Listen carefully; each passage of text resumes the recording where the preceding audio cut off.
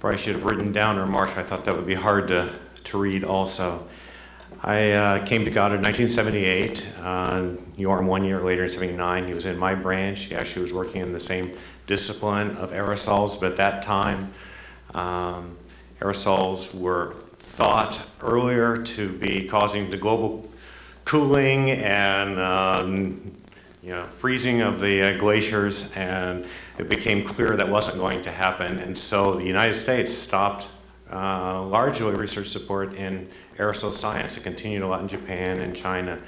But Yoram, so I did a lot more work in clouds in the 80s, and Yoram continued working with Bob Fraser. He may have called it atmospheric correction. He pioneered new concepts for remote sensing of aerosols over land surfaces, which was new, and he used other technologies, either Landsat or AVHRR satellites. And so I've been a close colleague. I'm in many of these travel photos around the world with you guys, and also I'm about the same age as Yoram, so about 30. We had my son's Daphne's age, and so we had small children, so there's a long history. In the late 80s, when the EOS satellites were selected, Yoram was selected on the MODIS science team of what is now Terra, as was I. Our office is 2 doors apart, but we didn't know each other proposed. Later, in the years in the development, we had the EOS platforms, and the Terra project scientist, Piers Sellers, decided to go off and become an astronaut. And so Piers and I went down to, he still is an astronaut, he's a slow learner. And so Piers and I went into Yoram's office and convinced him to become a Terra project scientist, which he did admirably for 4 years, carrying through press conferences.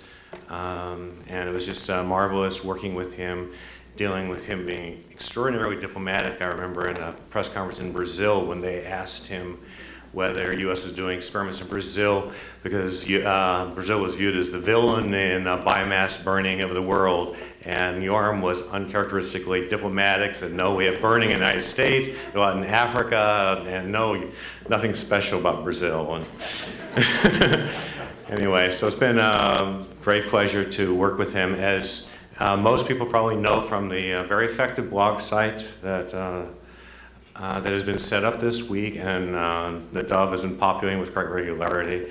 There are 3 sensors on the Terra spacecraft, Miser, MODIS, and Ceres. They're having a moment of silence as the satellites pass over here today.